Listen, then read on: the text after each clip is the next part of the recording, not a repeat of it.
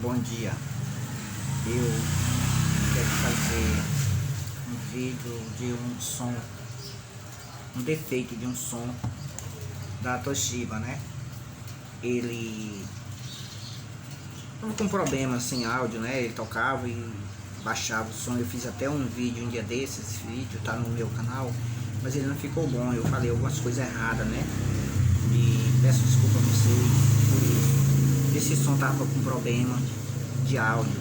Ele tocava e depois parava, não tocava mais, ficava funcionando, mas não tinha áudio. Esse transistor bem aqui, que dá para vocês perceber que esse transistor foi o culpado de tudo. Transistor bem aqui, ó, viu? Ele é o transistor, não dá para me dizer o valor que tem na placa, viu? Porque eu tô com a minha vista muito complicada, cheio de problema, né? Eu fiz uma substituição de outro transistor, peguei de uma placa usada e ficou bom, funcionou bacana demais o som da Toshiba. Tá bem aqui ele, vou virar o celular assim e mostrar ele. O modelo do som MS7816MU, viu? MS7816MU. Esse som foi consertado, esse som ficou maravilhoso. Bom, sabe como foi bom? Eu vou ver se dá para me montar ele aqui. Vou colocar aqui a placa no lugar, mesmo quase solto. Vou fazer um teste aqui.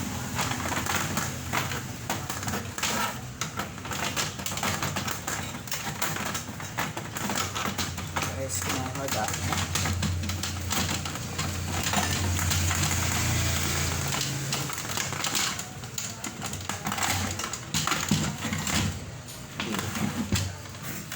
Deu certo, né?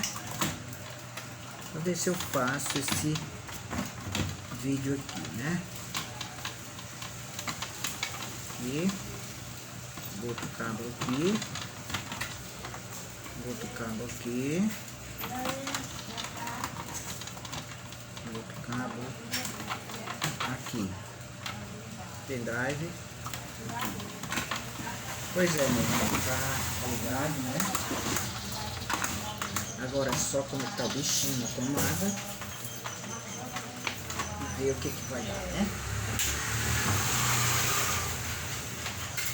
Vou ligar em sério, sempre sossegado, sempre com medo, muito medo.